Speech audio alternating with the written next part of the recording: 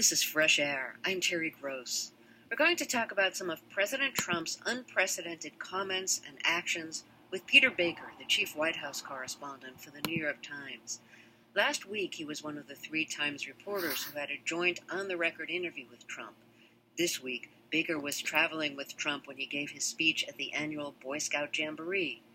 And of course, Baker's work is affected by last week's shakeup in Trump's communications staff.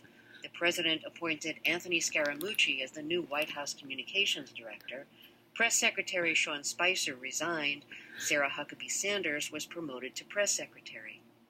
Peter Baker brings a unique perspective to covering the Trump White House because he also covered the presidencies of Bill Clinton, including his impeachment, George W. Bush, and Barack Obama.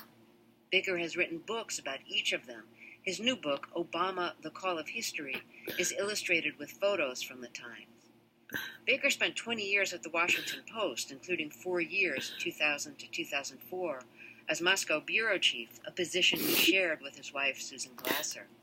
They co-wrote the book, Kremlin Rising, Vladimir Putin's Russia and the End of Revolution.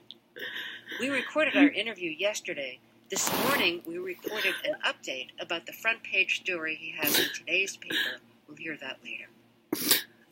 Peter Baker, welcome to Fresh Air. So there's been a big shakeup in the White House Communications Office. The new White House Communications Director is Anthony Scaramucci. His background is in finance. He worked at Goldman Sachs. He ran a hedge fund. So what does this shakeup mean for you as chief White House correspondent? Well, I think that after 6 months, the